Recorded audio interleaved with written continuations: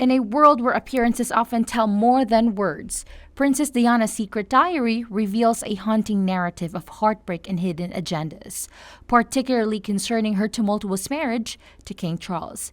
In a shocking admission, Diana documented how Charles exerted control over her appearance, specifically her hair, banning her from growing it long after their marriage to ensure she resembled Camilla. The woman who had captivated him for years, this control was not just about aesthetics. It was a stark reflection of the power dynamics at play within the royal family. Diana's iconic short hair became a symbol of her struggles, a facade that concealed the turmoil simmering beneath the surface. Initially following her marriage, Diana ventured into a new realm of self-expression by briefly changing her hairstyle. At the 1984 state opening of Parliament, she debuted a longer, glamorous look that sent shockwaves through the media. Women everywhere rushed to salons, eager to replicate the princess' striking transformation. However, this newfound attention brought its own set of consequences. Queen Elizabeth, upholding the royal family's rigid grooming standards, scolded Diana harshly for her bold choice. The queen, who herself adhered to strict protocols of appearance, felt that Diana's longer hair was a departure from the tradition, an unsettling deviation from what the monarchy represented. To appease the queen and avoid unwanted scrutiny, Diana made the heartbreaking decision to instruct her stylist to trim a quarter-inch of her hair each week, slowly reverting to her signature short look. This was not merely a hairstyle. It was a heartbreaking compromise.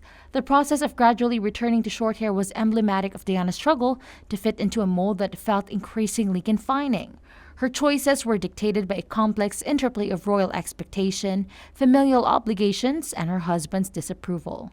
Charles openly criticized Diana's longer hairstyle, claiming it drew too much attention, revealing a troubling lack of concern for her feelings. His directive that she should keep her hair short, akin to Camilla's, served as a constant reminder of the comparison that haunted Diana throughout her marriage. From that moment on, Diana never changed her hairstyle again. The public could hardly imagine her with flowing locks. Her short hair became her identity, an emblem of both conformity and suppression. Each trim echoed her shrinking sense of self, subtly reflecting the growing rift into her marriage. As her relationship with Charles deteriorated, the length of her hair became a poignant metaphor for her emotional state.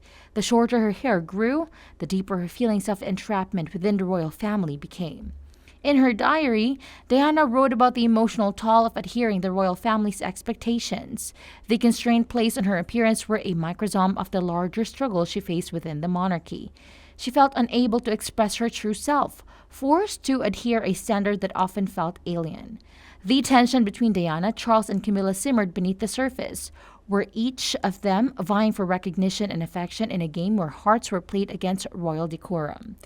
This rivalry took on a toll on Diana's mental health, which would later manifest in her struggles with depression and anxiety. The culmination of this heartbreaking tale came tragically with Diana's untimely death in 1997. The world mourned the loss of her beloved figure, but behind the scenes, the royal family grappled with the ramifications of their future failure to protect her.